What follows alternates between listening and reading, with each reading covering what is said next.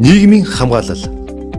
Нийгмийн хамгааллын бодлого нь ядуурлыг бууруулах, эрсдэлд өртөмтгий бүлэг болох хүүхэд хөгжлийн бэрхшээлтэй иргэд эмэгтэйчүүд ахмад насныг хамгаалах, нийгэмшүүлэхэд чиглэсэн нийгмийн халамж хамгааллын хөтөлбөр түүнчлэн хөдөлмөр эрхэлж буй иргэдийг ажилгүй болох, хөдөлмөрийн чадвараа алдах, өндөр наслахтай холбоотойгоор ирээдүйд бий болох эрсдлээс хамгаалах зорилгоор нийгмийн даатгалын үйлчилгээгээр хэрэгжинэ.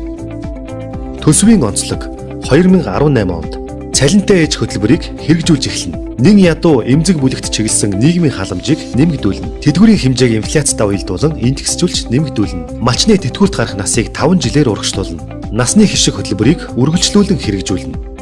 Нийгмийн хамгааллын үйл ажиллагаанд 2018 онд 2 их найд 556.2 тэрбум төгрөг төсвөлсөн нь Монгол улсын төсвийн зарлагын 26%-ийг эзэлж байна. Энэ нь өмнөх оноос 292.9 тэрбум төгрөгөөр нэмэгдсэн байна. Нийгмийн даатгал 2018 онд 1 их найд 808.3 тэрбум, өмнөх оноос 13.4%-аар өссөн байна. Нийгмийн халамж 675.4 тэрбум, өмнөх оноос 10.8%-аар өссөн. Бодлого удирдлага 6.3 тэрбум, өмнөх оноос 112.1%-аар өссөн. Хөрөнгө оруулалт 17.3 тэрбум, өмнөх оноос 122%-аар өссөн. Нийгмийн бүлэгт чиглэсэн хөтөлбөр 48.8 тэрбум, өмнөх оноос 2%-аар өссөн байна. Хөрөнгийн зардал 17.3 тэрбум. Урсгал зардал 2 их найд 538.9 тэрбум.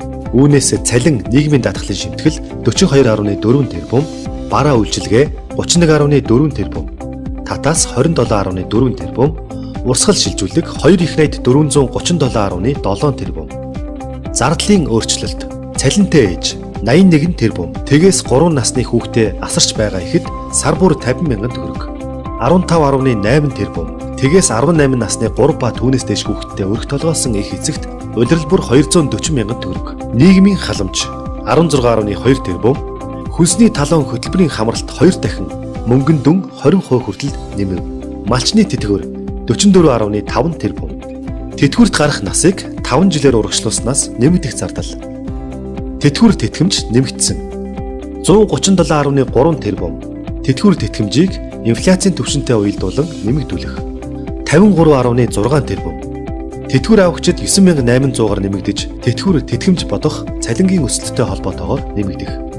Эрүүл мэндийн даатгалын шимтгэл 9.2 тэрбум. Нийгмийн дэмжлэг туслалцаа зайлшгүй шаардлагатай өрхийн хөдөлмөрийн насны 160 мянган иргэний эрүүл мэндийн даатгал шимтгэлийг төр хариуцах